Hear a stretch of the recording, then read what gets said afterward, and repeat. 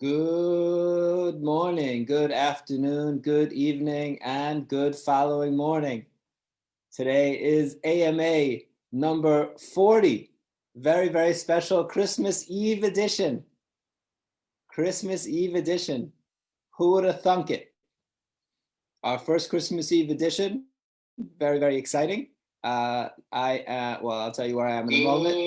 Good morning, good afternoon, good evening, and good following morning.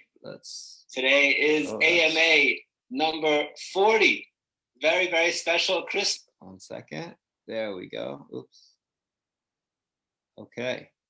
Anyway, slight technical difficulties as we see that I'm out of my normal place. Christmas Eve edition. 1 second. If I can just turn my sound off. There we go. All good. So AMA number 40, December 24th, Christmas Eve edition.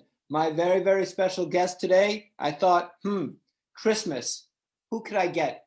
I thought, maybe something, a priest or somebody very, very related to Catholicism or Christianity. But then I realized that those are the people who are very busy Christmas Eve. So I came up with my most logical option here, who's a very, very exciting guest and a good friend, and we've been waiting to have him, and I thought Christmas Eve is the perfect time. Our Chabad Lubavitch rabbi in Krakow, my good friend Eliezer Gurary. So we will be talking about some Jewish stuff, a little bit of Christmas stuff, with the good Rabbi Gurary, who's a friend for a very, very long time. I should let everyone know that also, not only is he a good friend, but Kasha used to work for Rabbi Gurary and for his wife. She was a nanny for his kids. So she had Kasha has a strong Chabad streak in her. You see, it's a different background. Actually, I am in Warsaw. Those of you who can maybe tell these things might see behind me is a painting of the Palace of Culture, which is a landmark in Warsaw. I am in Warsaw for a couple days, seeing Kasha's mom and sister move to Warsaw. So we're taking advantage of the little break that we have and are up in Warsaw. Let me just say hi. Saul says, Merry Christmas to all your Jewish friends from New York. Merry Christmas, Saul. Neil Klein in Philly, my old friend. How are you doing, Neil? Benji. All he wants for Christmas is another green t-shirt. Benji, love it. Good man. Good to see you. Hi, Sita. My dad is watching. Hi, Dad. Merry Christmas, Dad. Hope all is well with you. My dad traditionally on Christmas Day, I don't know if he's still doing it. God, I hope not. My dad traditionally on Christmas Day would go to the casino. It was like a thing, I guess, for the Jews in Queens or New York to go in the casino to Atlantic City, get on a bus and go to the Atlantic City casino. So, Dad, nothing bad, but I hope you are not, you're not going to the casino, or if so, please don't bring a lot of money. Marcel and Marilla watching from Montreal. Hey, Marcel, how are you guys? Hi, Marilla. Our good friends and Ride for the Living grand patron, honorary grand marshal, grand patron, grand hero of ours, Marcel Zielinski and Marilla with us. Good to see you. Hope all is well in Montreal. I'm sure you get a lot of snow already. Benji asked, Jonathan is in Warsaw. This is like when Johnny Damon left Boston for when he played in Johnny Damon, when he left Boston for New York. Johnny Damon, never really cared for him either way. Richard Rosenthal, hey, Rich from New York City. Randy from Palo Alto. Hello, Randy in Palo Alto. Good to see everybody. My Facebook is acting up a little bit, so I don't know if I see everything, but generally all is well. So yeah, I'm sort of known as not very much of a big fan of Warsaw. That's not exactly true. I do appreciate Warsaw. I just feel like as a New Yorker, if I'm going to spend time in a big sort of anonymous city, I'll spend time in the big anonymous city, New York City. So Warsaw doesn't exactly do it for me. I love Krakow's charm, and Warsaw is a little bit less of that, but there is some exciting stuff going on in Warsaw. So I'll be here for a couple days, spend some time with Kasha and her sister and her mom, Kasha's sister and her kids and the mom and everybody. They just moved to Warsaw, so we'll see about that. Let's see how I can see comments. How is the ice cream in Warsaw, Kasha? Yeah, we've never really had special great ice cream in Warsaw. Benji asks. So ice cream in Krakow, okay, but really spectacular ice cream these days. I'm sure I've mentioned it 3,000 times. Tel Aviv and now the Upper East Side. Anita, Benji and I have been there together a few times. Rabbi Avi, oh, we have a lot of rabbinic stuff going on here for Christmas. How are you, Rabbi Avi? Christmas in Efrat. Sleigh bells, Santa Claus, elves. How are things in Efrat, Rabbi Avi? So because I'm seeing family and I had to take, so I flew up. It was a big plane. It was about 8 people on the flight, about 180 seats on the plane, 30 rows times 6. So it was very interesting being very isolated on the plane, but we wanted to make sure to be safe and stuff. So Kasha's family got hold of some of the personal COVID tests that you can do. So few minutes ago, I stuck a Q-tip very, very deep up my nose. I've had a bunch done before, but I've never done them myself. So I did it, and C means not corona. Of course, C could stand for corona, but no, C means no corona. So I am good to go. Yes, they opened. Exactly.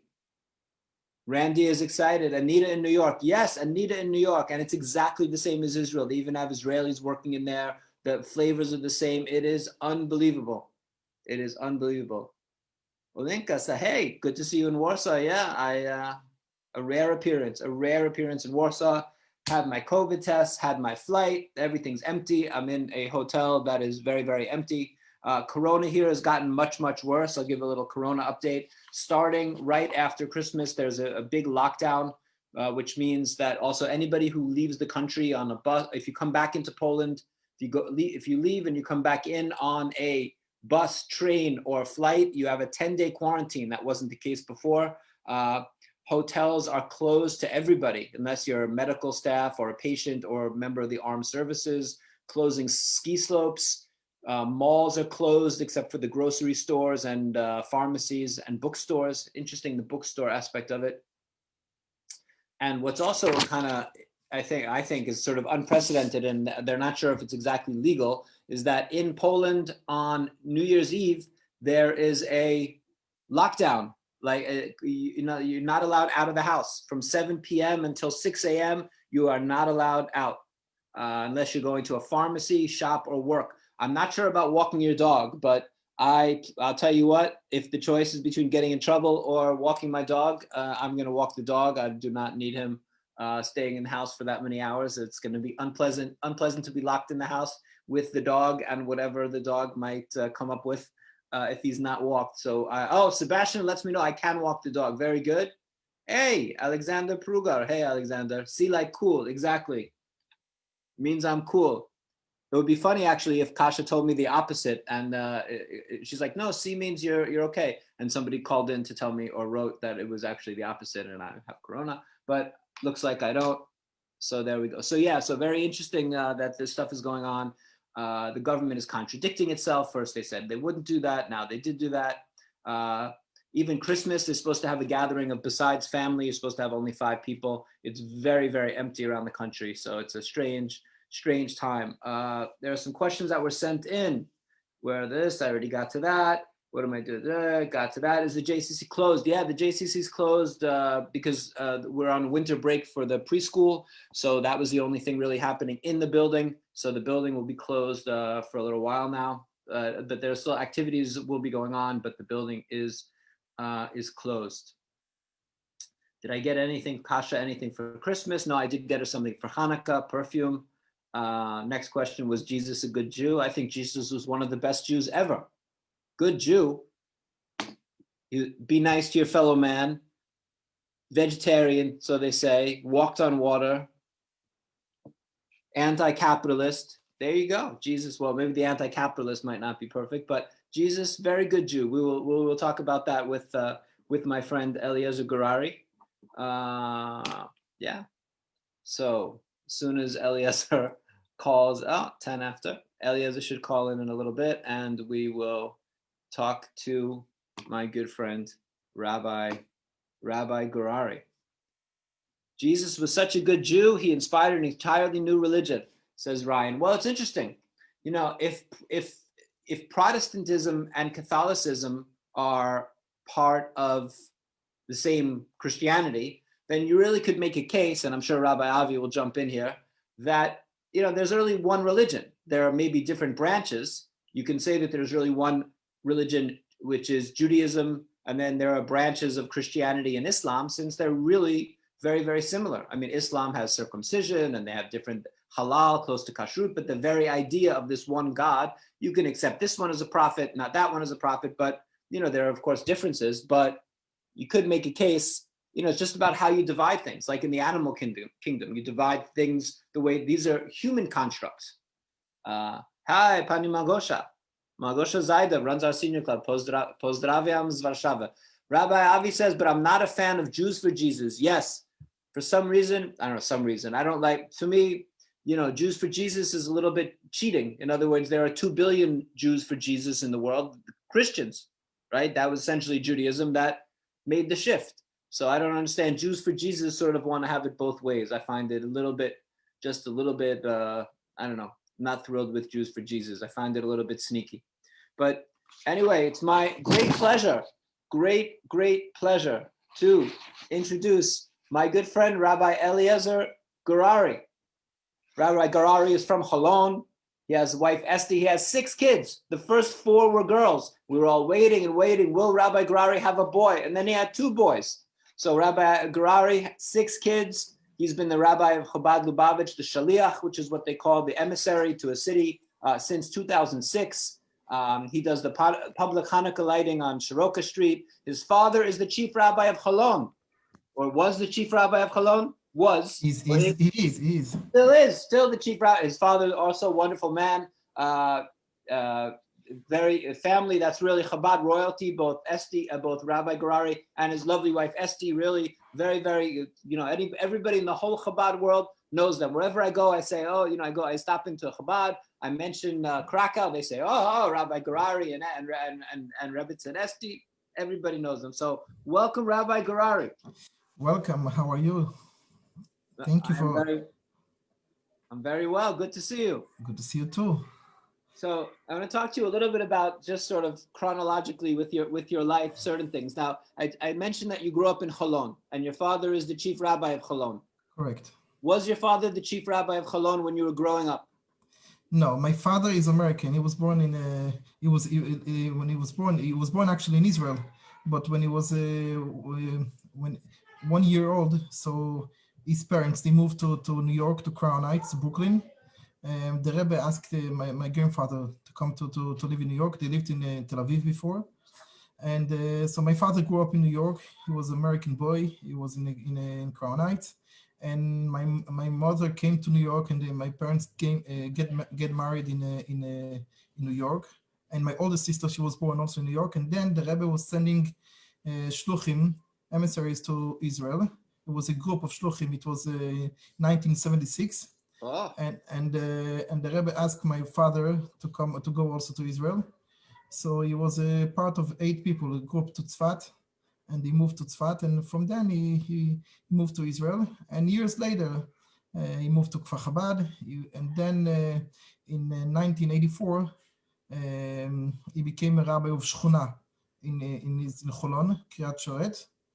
The Shchuna neighborhood, his neighborhood in Holon. Neighborhood in Holon, Kiryat Shoret. It was the biggest neighborhood in Holon. And then about 20 years ago, he became the chief rabbi of Holon. Wonderful. And I met your father is a wonderful man. I've met him many, many times. He visits us in Krakow. We're very, very lucky that he comes and visits us. So so it's a little bit of a tricky question, but have you always known that you wanted to be a rabbi? No, not to be a rabbi. It wasn't my plan. Yeah. I knew that I want to be a shliach of the Rebbe. It's mean I want to do something to help Jewish people, because I was growing up as a shliach. My father, he was a shliach. The Rebbe sent him to Israel, and all the time we knew that our mission is to help people, and our mission is to love each one. Of course, it's a mission of every Jew, and to do everything what we can do to help, if it's physically, if it's materially, or spiritually, in each way. And that's I knew that's what I will do when I will grow up. But how, where, what? If I will be a simple shliach under some working under somebody, I will be in a school, or I'll be a teacher, or I'll be a rabbi of city. That wasn't my dream. But when I came to Krakow, so it came later that they asked me to be rabbi here, and so I became a rabbi. And how old, when you got your smicha, because for people that they don't know that becoming a rabbi is called you get your smicha, how old were you when you officially became a rabbi? I was 22 years old. Very young. Years old. Yeah, I did my smicha in Antwerp, in Belgium, and I was in yeshiva first of all I was in yeshiva in Lod in Israel, and then I was in yeshiva in Kfar Chabad, and then I was in yeshiva. I was in New York for another 2 years, and then I was in Antwerp for 1 year, and then I finished and I got my smicha like 3 months before I got married. So Eliezer, you came to Krakow 2006. Now, so did you have any say? Was it a decision? Did they ask you, oh, you have Krakow or somewhere else, or they just say you're going to Krakow and you went to Krakow? Actually, I never thought I would come to Poland. I knew Germany because I have a sister who lives in Germany. I have two sisters who live in Germany, in Berlin and Dresden. So I was visiting Poland many times before that because I was in Berlin. So we took a car and we were driving to go to Poland.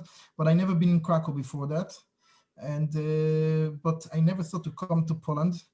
But after we got married, so my wife Esti and me, we went to Rabbi Kotlarski. He's the head of all the shluchim all around the world. And I asked them that we want to go on shlichus in somewhere, I don't know where, if you have some city which is available for us to go. And he said that they have a plan to open something in Poland. They don't know yet if it will be Chabad rabbis in Poland. They're still thinking about it. And that time they had a meeting with Rabbi Chaskol Besser, which Rabbi Chaskol Besser, he was a very known rabbi, which he was from Poland, and he works very, very hard, very much in Poland to help the Jewish people here and to help the survivors here. And so they asked Rabbi Chaskol Besser about Poland, what's the Rebbe told him about Poland, and if to open this country for Chabad. And then from Rabbi Besser, he said yes. And also was Ron Lauder. He also was here in Poland a lot, and he also was working a lot for Poland. So he was asked for this, and also was David Chase. David Chase also was here. Altogether, all these three, they were by the Rebbe and about Poland. They had especially a meeting with the Rebbe about Poland, about the Jews in Poland. They had a meeting in 1990. And then they want to hear all the opinions which the Rebbe said about Poland, and also the previous chief rabbi, Rabbi Yoskovich, and he was also by the Rebbe, and also many people who was working here in Poland. And then they gave me answer that decided to open Poland for Chabad, to open the Chabad houses in Poland. And then he told me, yes, if you want, you can go to Krakow. So I said, okay. So we came here.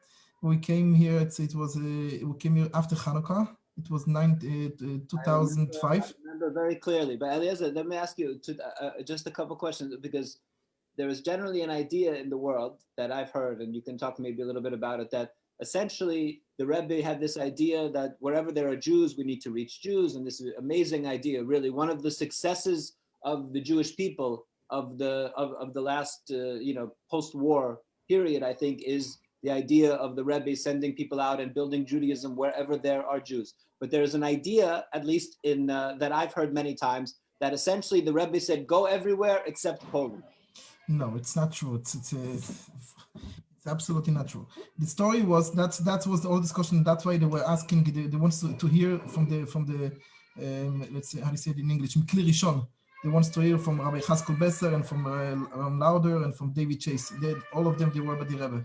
Yeah. So what's the Rebbe said about, they had a plan to bring Jews from Ukraine or from other places, which is the lowest country, to bring it to Poland and to rebuild all the Jewish communities back, to open the back kollels and yeshivas and all the study, to bring to import people from outside of Poland to Poland and to open Bochum. You can see also a movie, film, which is Rabbi Yuskovic. He was passing by the Rebbe by dollars, and he asked the Rebbe that he asked the Rebbe if he can send 100 Bochum from New York to Poland to open a yeshiva. So Rabbi said, absolutely not to send somebody from outside to Poland, families or Bochum to open it, to rebuild the Jewish communities here. But the people who lives in Poland, it's different story. The people who lives in Poland, of course, yes, and the Rebbe said clearly to people who lives in Poland, you should send rabbis there, you should send people to help them, and you should help to do everything to help the situation for the Jewish people in Poland, but not to import from outside people to Poland. And that's what the Rebbe was against, and that's what it was the mistake that the Rebbe doesn't want about Poland. And the Rebbe, yeah, it was you have to sometimes when you hear the answer, you have to know the question which is behind this. Fair enough. That's good to know. That's interesting, because people always say, because Chabad technically, if you think about it, in countries was quite late to Poland. Yeah. As opposed to it's not only Poland. All this country, all in East Europe, all the country was open in the last years. I mean, about 20 years ago, 15 years ago, in the time when I went Shlichus, all the countries which we're talking about, even Czech Republic, if we're talking about Bulgaria, Romania, if it's Slovakia was a little bit before. Hungary, it was the first, I think the only country which is in East Europe, which was Chabad rabbi before the Rebbe when he passed away. Yeah. So it was the only. It's all in East Europe was 1994. He passed away. Yeah. So all the Chabad rabbis in East Europe. The summer. They came to their place after 1994. Yeah. But it's interesting to me, this system, because you generally, when we're talking about when you're a shaliach, when you're sent as an emissary, that's it, you're there. I mean, things can change, but generally you're not sent there. It's not like you're there on a 3-year, 5-year, 10-year, 20-year contract. You're sent someplace, you're supposed to go and be in that place. One-way ticket. One-way ticket, exactly. Yeah. So which is very interesting. But a question to me is that, I've been in many places, and almost always, if I have the opportunity, I go and I stop in and I talk, what's Jewish life like here, just as a, somebody who's involved in Jewish community. So it's interesting to me to go into, not necessarily to go in for prayer or something, but that I only do in Krakow, but to go in and stop by. And it seems to me that, one Chabad, one Shaliach, young guy gets sent to Hawaii or Puerto Rico or the Bahamas, and somebody else gets sent to like the edge of Belarus. Like, is it, so what, do they feel when you meet, when all the shluchim get together, are they like, oh, he's really lucky, this guy gets sent someplace good, and the guy, like, you could be unhappy? Like, there must be some type of feeling of competition a little, or no? No, there's not competition, not at all. Everyone is happy with the place which is going to, and everyone is his decision to go, to say yes or not to go to this place. And everyone know that is a mission to do in this country, in a specific city. And if from heaven they were sending me to come here, and there was in exactly the time when I wanted to go on shlichus, to open a Chabad house, and exactly in that time they were thinking to open Poland as a country for Chabad, and in exactly the time when I was there. So it's probably it's from heaven that everything was decided that I will be here, and I will live here in Poland, and I never. But everyone is happy with this place. We're not coming to the country because this country has a nice weather, or this country has a nice economy, or this country has a nice or something else. You're coming to the country to fulfill your mission, and if the country is good, and I was lucky with that also, that I got Poland. That this is very, very good country, and I'm very happy, especially in Krakow. So it's everything is extra.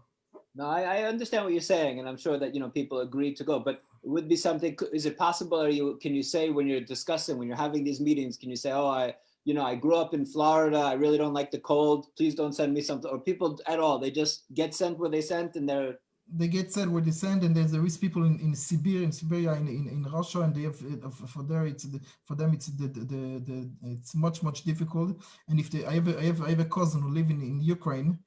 If he wants to fly to Israel, so he has to drive 10 hours each way, then to go to the airport if he wants to, every time when he's flying to Israel. So every time when he needs to do something, they live like in a small hall, like chorim. So for them it's much difficult. So here it's everyone has his mission, and everyone is happy with whatever he's got. Never, like, I don't know if to say, it's to go on shlichus, to go on your place. It's like to get married second time. One you get married with your wife, and one you get married with the place which we're sending to. So when you get married, so you don't say, oh, maybe his wife, she's better, and maybe she is more lucky than I because he has a better wife and he has better. The same thing, you don't say, wow. He's lucky because he has a better place, his better city. That's what you got. That's your marriage, and that's all. And take it that easy. You know, that's a whole separate issue about that with the marriage and stuff. But I feel okay, fair enough. I think, you know, you have to start from a very different worldview of saying that there's a different idea of responsibility and what's expected of you than somebody like me who grows up with everything, especially as an American, where everything is about choice, and I choose this, and I'm going to go to college here and live there and do this and be on a date with this one and not that one. You're coming from a very different idea of responsibility and what's expected of you. Yeah. And that's all the idea. The idea of mission of Chabad, mission of the Lubavitcher Rebbe was to go and to love each Jew and to help each Jew whatever he needs. If it's not only helping him to teach him how to pray and to put him tefillin, helping every Jew is mean for even if somebody needs food, or somebody needs some help with he got stuck because he doesn't have a ticket, or somebody needs help with preschool or school or whatever somebody needs in his life. If it's about money, if it's about spiritual life. So that's our mission to do, and of course to do it with love, to do it with hug, with a lot of smile, and even it's difficult. And you always do. I'll tell you that some people who are watching know you, some don't know you, but I can always say that you're always in a good humor, no matter what is going. You never complain about anything, even you know, sometimes life over these past 14 years have been sometimes complicated, as we know in Krakow. It's not always so easy. Some parts very nice, some issues not so nice, and you have many responsibilities and 6 children and lots going on, and you're always I think you really fulfill this idea of doing what you're doing with good humor and with always with a smile. Thank you, and also I'm learning from you. I'm many things learning from you. You're doing this with Don't learn that from me. No, sometimes when you look on your neighbors and you see how they doing in such a nice way and smile way and in a lovely way. So Baruch Hashem is giving us also a lot of power to do it also, and many things. It's thanks to you. Thank you. We're going to talk a little bit about Krakow in a minute, but it's so interesting to me, the whole idea of the shluchim. How many are there in the world? 3,000? More than 3,000. Wow. There is maybe 3,000 places, but shluchim there is much more. Like here in Krakow, we have 2 shluchim, Rabbi Papak and me. And there is many other countries, other cities in which there is few. Yeah. So shluchim there is about 5,000, but places maybe there is less, even 2,000, about 2,000, something like this. Yeah. And how many brothers you have? How many brothers and sisters? I have 6 brothers and sisters. We are 6. And how many Esti? Esti is 16. 16. And how many of your brothers and sisters, or I guess the sister would be how many of your brothers and sisters are in shlichut, and how many all of them? All of them. All of them. And where are they? What places? Where are they? So I have 2 sisters in Germany. Yeah. I have my oldest brother is in Israel, in Holland. One in Atlanta, and one in Atlanta, in Georgia, and one in Baltimore. Uh-huh. And what about Esti's siblings also in shlichut? Yeah. So all of them? All who got married. Not everyone got married. They have all of the ones who are of age. Yeah. Wow. My children are bigger than my brothers-in-law. This I know. Yeah, so they're not all of them still on shlichus, but who got married? So all of them on shlichus. Yeah, and she has a brother in Laos. In Laos. Laos, yeah. Oh, that's it. Okay, I like that. He opened a new country of Chabad. It's Laos. Yeah. So one of the brothers in Laos and one brother in Budapest, in Hungary, and the rest in Israel. Okay. And we are so three outside of Israel and the rest in Israel. Wow. Everybody, it's always interesting to me. Everybody knows, this talking about how many, maybe 5,000 shlichim in the world. Everybody knows you and your wife, though. What can I do? I'm coming with very known family, Chabad family, which is where in Chabad. From the beginning of Chabad. Our family always was Chabad. My grandfather and all of the Chabad was close to the rabin since in Russia and from the beginning, and also from my father's side, also from my mother's side, and also my wife. Also, their family also very.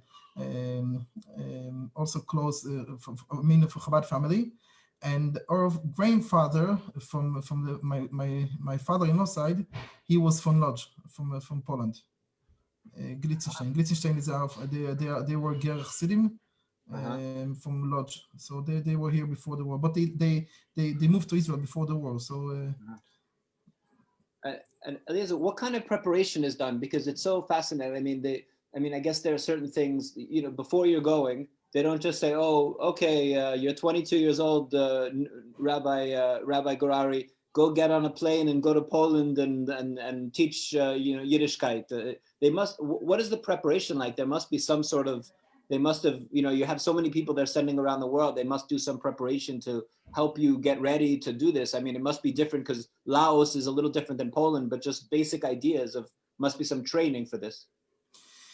Well, what is preparation? Preparation, there is no many preparation, but because we didn't have courses and we didn't have sitting in a place, and we had classes, and then we learned from martzim speakers, which they gave us what you do in such a situation, this situation. It wasn't like this. Just you go on shlichus, you go and as you. They don't tell you anything.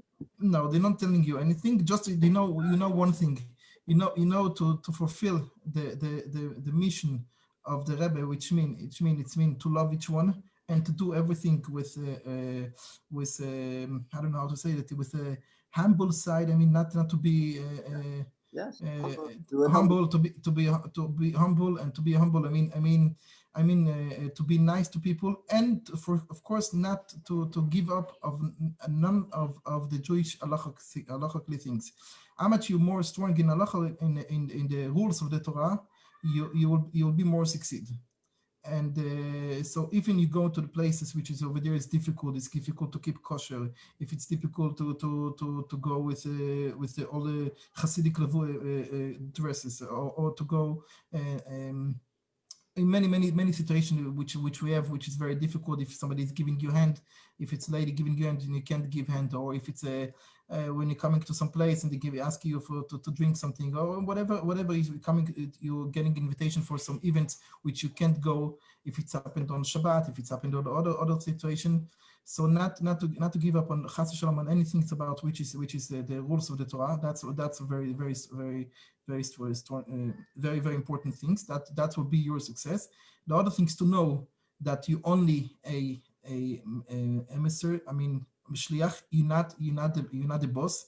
You have to fulfill the mission, and you always have to know that somebody is above of you, and somebody is watching on you, somebody is giving you your success. It's not you. It's somebody which is from the heaven. Is the Rebbe, which is guiding you. And the third thing is to do everything with love, with a smile. And to do every day, not to sit, not to wait for somebody that will come to you and will ask you to do it, just to come to do. And the other things, the rest, you will learn by yourself. Everyone has his own experience with his place, and everyone learning if you have to learn the language, if you have to learn the culture, if you have to learn the way of the behaving, many things which you have to learn, you will learn by yourself.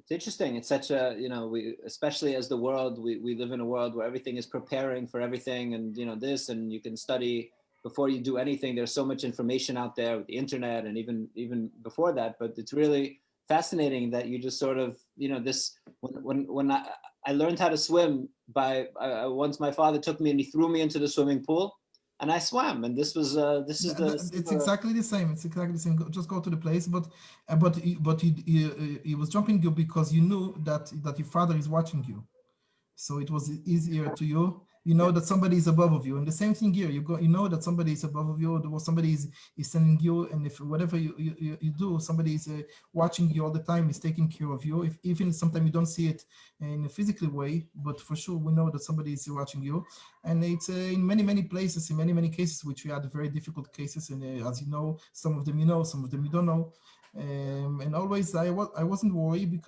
because I knew that we have to do what we have to do, and the rest they're making from the heaven, and thanks God, we succeed. Yes, no, in the secular or the secular community Jewish world that I'm very much a part of, and different federations and conferences and all of these ideas, very often there's a talk about Chabad, about this idea of what the Rebbe's idea, which is being done today, of going out around the world and spreading Judaism. Now, in your case, to some degree, it's a specific type of Judaism. You're bringing people close to Judaism, but a specific type of Judaism. But this idea is one of the absolute success stories of the Jewish world, and is something that very big foundations that I've heard people talking about, Schusterman and about this idea, this Chabad model about going out, meeting people where they are, and just going everywhere and doing this is a fascinating model, really.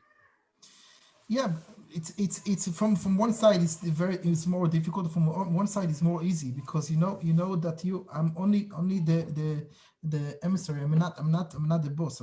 It's not me. Whatever I'm doing I'm doing for the Rebbe, and the Rebbe was asking to fulfill the rules of the Torah, to fulfill the mission of the mitzvot which we have to do.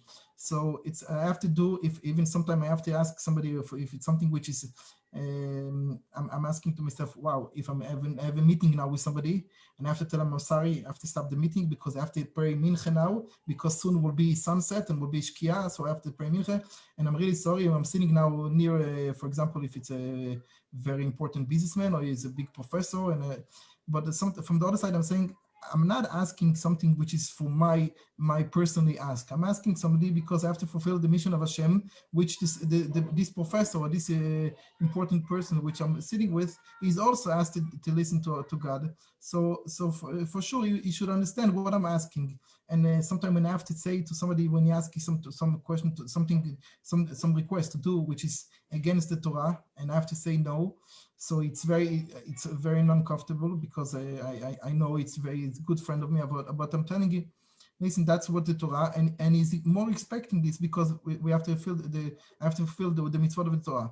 So that's why it's from one side it's more easier because I didn't write the rules of the Torah. That's what that's what we have to do, but from the other side, if it won't be done, it's your fault. So it means if there is many things to do here and you didn't do it because this day you decide to go on vacation, or this day you decide not to do it, you said it's not for me, this is your fault because you are the only one which all the things which belong to Yiddishkeit, which they gave you to do, and you don't doing this, so you have a lot of opportunity and a lot of responsible on your head to do, and so it's always we have to worry. Maybe I didn't did enough what I need to do, yeah. And from the other side, if I'm doing this in a way which is sometimes not so comfortable, that also feel that it is I'm doing the way of the Torah. Absolutely. Everybody, I think most people in the Jewish world, when they think about Chabad, Lubavitch, they think about people. If you would say to somebody in New York, very often they would say, oh, putting on tefillin and people coming up to you and doing this sort of outreach. But maybe talk a little bit about, and I know it could be like an hour-long answer, or it could be a month-long answer, actually. But maybe a little bit about people don't really understand the differences, I think, of probably people watching, maybe other people do. But, there are different Hasidim, and they see that this and some payas and don't, and wearing this shtreimel and a different shape and this. How does Chabad differ from the other, Haredi or Hasidic, whatever term we want to use, groups, and say what is sort of special about Chabad? We talked about the idea of the emissaries. This for sure is a major thing. But what else sort of signifies, differentiates Chabad? Chabad different than Satmar or Belz or Vishnise or these other groups? So it's a long answer, but I will try to make Short- it in a shorter way. Okay. Okay, Hasidut has two things. Hasidut has the way of Hasidut, I mean the derech Hasidut, and Hasidut has also the Torah of Hasidut.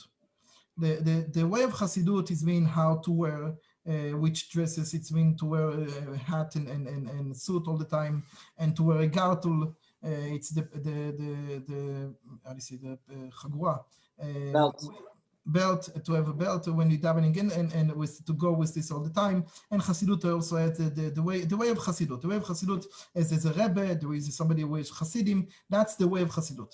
Besides the way of Hasidut, there is also the Torah of Hasidut. The Torah of Hasidut, here there is big difference between Chabad and others, because the Torah of the Torah Hasidut Chabad, which is based on the book of Tanya, this is speaking about philosophy, very philosophy, way how to love Hashem and how to be close to Hashem and how to know Hashem, with how much we can know Hashem. This is the whole Tanya idea. So the Chabad is more learning Chassidut all the time in Chabad, in the yeshivot, in the plan of the school and the yeshiva, and the later if it's a rabbinical university, or all the time, most a plan of the lectures is Chassidut.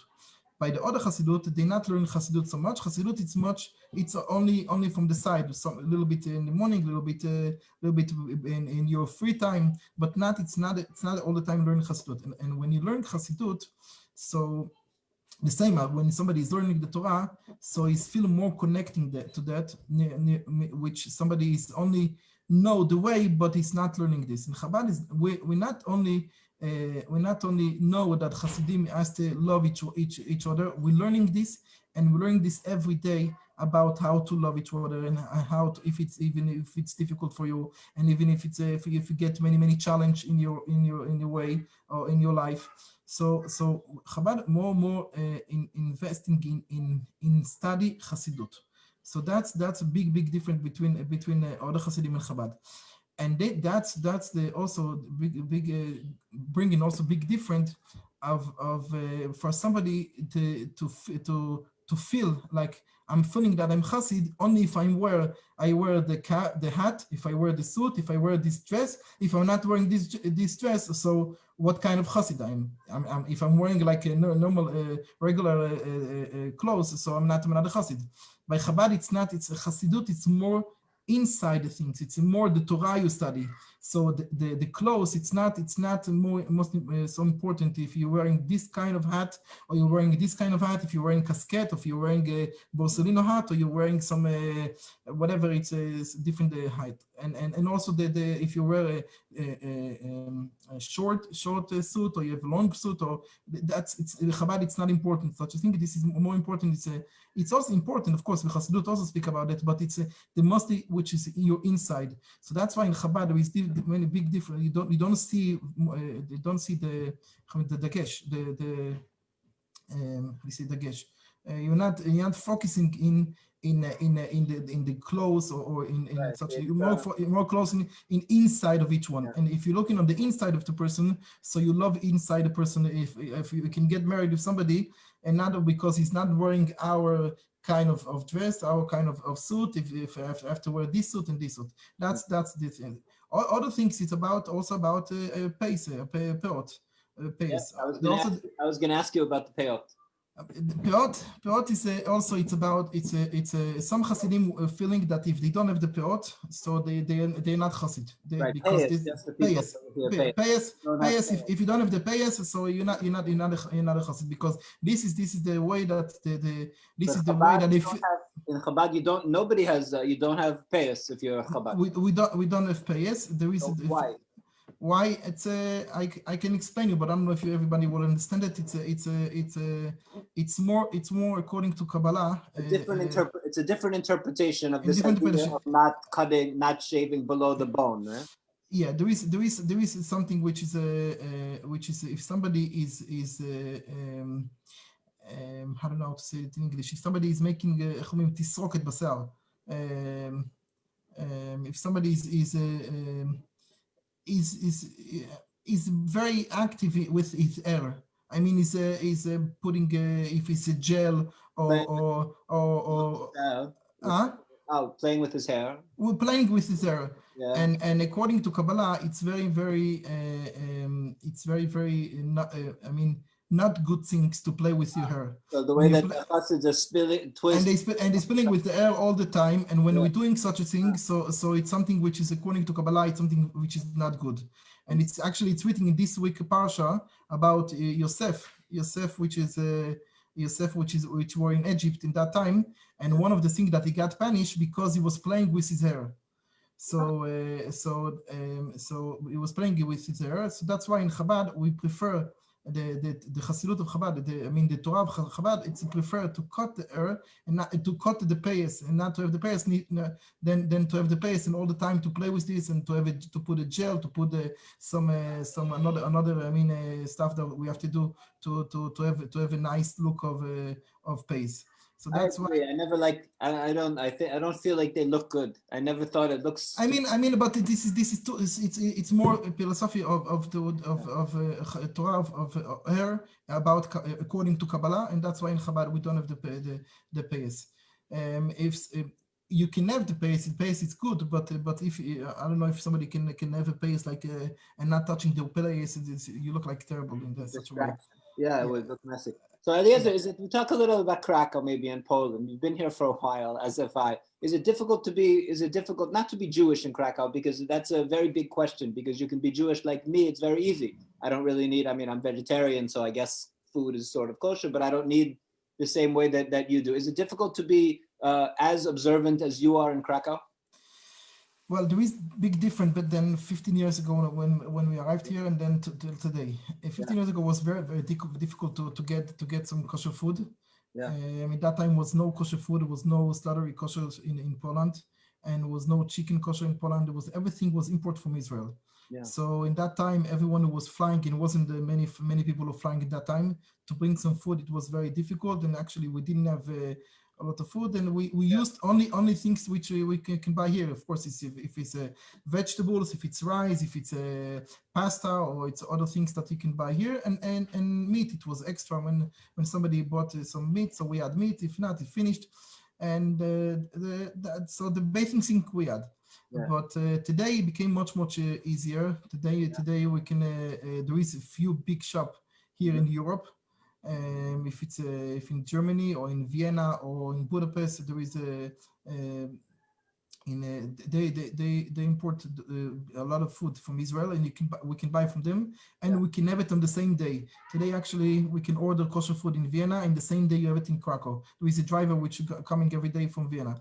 And besides this, today there is a kosher places here. Baruch Hashem, there is a kosher shop here, as you know, in our place. Which is now in Ditla, and besides this, there was a kosher restaurant here, which now there isn't, but there is a kosher restaurant and kosher caterings, and also they have kosher food, kosher ice cream, correct, and also the making shchita, kosher shchita here in Poland, so we can buy chicken and we can buy meat here and beef in Poland. So today is much easier. Of course, it's still difficult with dairy product, which is as a short time. Right, Chalav Israel. This is very difficult here. It's still difficult. Actually, my children doesn't know about dairy food. They don't know what is probably this better. Because they never had it, so they don't even eat not cheese, not yogurt, and not all the things. Dairy stuff. The only thing they know it's a cereal with milk, which is chalav amid. It's a long life milk. UHT. Yeah, UHT. But so if somebody is looking for dairy products, it will be more difficult for him in Poland. But if only it's meat or other food, so we can have. Yeah. But actually, the food is important, but it's not so important. Most important that people will have kosher food, but we can live without it. We knew from the beginning that we're coming to a place which will be difficult with the food, and it's not. What about Eliezer, besides food though, because this is one aspect of your life, but people ask me about being Jewish and I say, oh, I never have any problems. But if I walk down the street, I don't walk down the street like you walk down the street and, dressed fully, obviously recognizable, always kippah or a hat and beard, and, obviously Jewish. How is it? You've been in the 15 years already, 15 years in Krakow. How do you see the general acceptance of you being Jewish? What is the reaction to you in Krakow? I think in Poland there is full respect for religion people, for religion Jews. Whenever we go, so people respect this, and people give more they talking nicely. They fully respect in every place which we go. I never had a problem here in Poland, and I'm traveling all over Poland. And I never had a problem with somebody which somebody was strange on me, or somebody was trying to do something to me, or somebody was doing something. I never had such. I had such a thing not in Poland. I had in different country in Europe, in Germany or in Denmark or in different places in French. But in Poland, I never had such a thing. In Poland, I can go with a proud Jew on the street and with all the dress, and everybody know that I'm Jewish.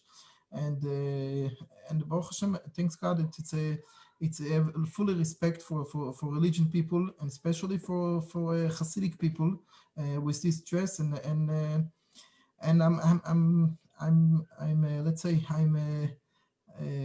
I'm so happy that I came to this country, which the country which they know about the Jews, and they know about the Jews, and they wants to learn more about Jews. Yeah. And they wants to cooperate with Jews, and they wants to know, and they're inviting you, and they're helping you, and they're not looking on you like a foreigner, like somebody which is hey, it's not for us. It's we don't want to deal with you. We don't want to do something.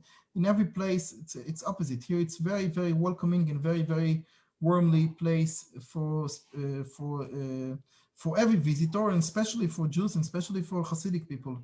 No, I agree. I think also maybe because part of it is because Poland is generally, a little bit less, but Poland is generally a very religious country, right? Compared to other countries in Europe. And I think that if it's a religion, even if it's a different religion, there's more respect overall for religion. So, and they see you as somebody who's observing your religion, and they respect that. And they respect, they're asking questions, they want to know more about Jewish religion, and they're inviting me to give lectures or to speak in some places in university or academic place. And people more interesting to know about Judaism. If I had a few even requests to give lectures in school, in other places, I don't have time for this, but opposite, it's not something that they doesn't want to hear about it. Opposite, they wants to hear and they wants to know. Both you and Rabbi Avi do a lot with, not only with the Jews of Krakow, of course, you're doing, a lot of work, but also with the non-Jews, and, something that we do. And I think that, I wonder, I don't know how many of the other shlichim are, I'm sure some are, but that there's in many of these places, I don't think there is such an interest in things Jewish. Not only there's an acceptance in Poland, but especially in Krakow. But beyond an acceptance, there's a fascination, there's an interest. They really, the country was so Jewish before, and now it's not. And they see somebody like you, and it triggers, I think, all of these memories and this idea of a Poland that's really vanished Poland for them. And they're respecting this, and they're happy with this, that there is Jewish people here, and they're happy that the real things. It's not only history, which it's used to be here. It's something which is still alive here, and it's still here. And also kosher places. People, it's interesting to come to kosher places, to come to kosher restaurant, to taste kosher food, and people are very, very open for Jewish things, especially for religious things, and to meet people. And this is very, very good. I mean, if somebody is looking for a good place to go, I mean, I couldn't wish to myself better place than Krakow to come. Amen. Amen. Eliezer, we talk a little bit about Rabbi Eliezer. Talk a little bit about the Chabad activities in Krakow. You're running the synagogue. You have a preschool. Chabad activities in Krakow. It's first of all, it's in everything about Judaism. This is about lecture Torah. This is about kosher food. This is about synagogue. It's about kosher mikvah. It's about preschool. It's about working with students, with old people, in every age. It's about if it's a celebrate, if somebody needs a bar mitzvah or bat mitzvah or brit milah, or it's a marriage, or it's a chas shalom, if it's a funeral, for everything which Judaism people needs, and we are here, and also to help people in advice of many things. So we give lectures for kids, and we have programs by internet, and also now by internet, and also in every Sunday we're working with students. We're working with students, also Israeli students, who not only in Krakow, also in Katowice in the university. So we have a video for them once a month. We're making for them Shabbat over there, and we have lectures for men and for women and for children, and preparing for bar mitzvah now, and preparing and many other things. It's from all our life, from the moment we was born. I mean, from brit milah until the funeral, everything what we need, and I'm dealing with all the things. And besides this, in Krakow there is a lot of tourists, which is also they're taking a lot of part of the day. Right now it's a little bit quiet, but they're taking out part of them. I mean, the tourists are coming here, and they need some Jewish information, Jewish help here in Krakow. If it's kosher food, if it's a minyan, if it's things for Shabbat, we have a special gemach. Gemach, it's mean we borrowing people, for example, the hot plate for Shabbat, plata. If it's a samovar for Shabbat, if they need a cup for wine. If there is a cover for the chalas, and so we're giving to the tourist people. We're doing a lot of the same. We're doing a lot of similar things. Yeah. Baruch Hashem, there is a place for even for more. There is so many people here coming here. So we're working with the tourists, and we're working with the locals, and in every age. And I hope these things will grow more and more, especially with the local community. And the local community, there is today many children, and there is a few families who are using. When I came to Krakow, let's say when I came, it's not a long time ago, it's about 15 years ago. So it was non-Jewish family who was using, for example, we're talking about kosher mikveh. Mm-hmm. The kosher mikveh was no needed; it was only for tourists. Yeah. And today there is many families. I mean about around more than 10, which using the mikveh. There is more families, which local people, which is young people, which coming to the synagogue, and we have daily minyan. It was something which was only in Shabbat, and on Shabbat himself it was only Friday night and Saturday and Shabbat morning. And today we have also now is a place for many things which wasn't before. And if somebody wants to buy here tefillin, and wants to buy here mezuzah, and wants to buy here or another things what you need, a prayer book, there is a place now which we can get it, and you can learn about it, and somebody will prepare him for the bar mitzvah. And I'm sorry. We will have bar mitzvah this year, for Shimon. So I'm preparing, and we're learning for bar mitzvah. We have a marriage here in this every year, Baruch Hashem, and we have brit milah here, and we have many Jewish life, which is like in every community in the world. Absolutely. You mentioned tefillin. So one of the more interesting days that I've had recently was you actually got me to put on tefillin, which I've been resisting. I've been resisting because people know I'm somewhat stubborn. I resisted for 15 years. And then because whenever any Chabad person, a Chabadnik would ask me around the world or suggest that I put on tefillin, I would say, listen, my rabbi, I live in Krakow. My Chabad rabbi is Eliezer Gurary. I don't put on tefillin, but I promised when I put on tefillin, it's going to be the first time with him. And then they say, oh, okay, in that case. So recently I put on tefillin. Do you want to tell how that happened that I put on tefillin with you, Eliezer? That happened because first of all, you want to show to everybody that you're Jewish and you're proud Jewish. Well, and you don't hide that you don't. Knows already that I'm Jewish and proud Jewish. But but also by Jewish symbol under your head and your end. Okay. And that's the first thing. It's because it's something which belongs to your soul. The other, the reason which was reading in the news, in the paper, in the media, the reason was because we was praying to Hashem that this synagogue will be open, and also was we had a deal that we will come to daven outside of the synagogue and not to give up in our case, which is mean that we have the right to use the synagogues, and Gimel Shadovsky doesn't have any rights to close our synagogues, yes. And it belongs to every Jew here, And we said we'll daven there. We will pray there outside until they will open they will reopen the synagogue. And thanks God, thanks to your tefillin, we won. And the synagogue will be open. And in Mitzvah Shema, we're waiting for the final decision that all the synagogue will return back to us like it was before, and it will be even bigger and bigger. I will put on when that happens. I will put on tefillin again. Not only once. Hey, you're always pushing. Eliezer, are you on? I'm just mindful as we start to run out of time. Do you prefer latka or hamantash? You have to choose one. Latka or hamantash? Yes. Which do you prefer? Latkas. Yeah, good man. Team latka. And Eliezer, I don't know. You don't really watch like regular movies, right? Normally, I know. So normally, I always ask people at the end their 3 favorite movies. I'm not going to ask you your 3 favorite movies. I'm going to ask you your 3 favorite biblical characters.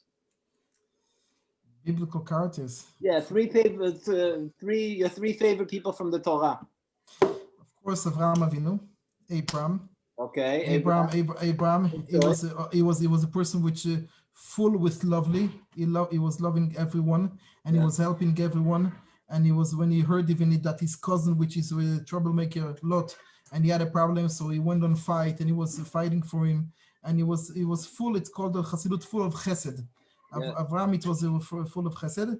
The second thing, it's Moses, Moshe Rabbeinu, which was full of leader. He gave his life for a leader. Moses. These are two good choices. Yeah, Moshe Rabbeinu, and the third one is the King David. It's a solid 3. No, so wait, I noticed three men. What if you had to pick? You have to 3 women from the Bible. 3 women from the Bible. Miriam, okay, the sister of Moshe Rabbeinu, which is because of her all the having children in the Jewish people came back because of her, and she was watching on her brother, and she was she was one of the greatest, Miriam, and of course there is Dvorah. Dvorah, she was a judge. Dvorah Isha Neviah, and third lady, it's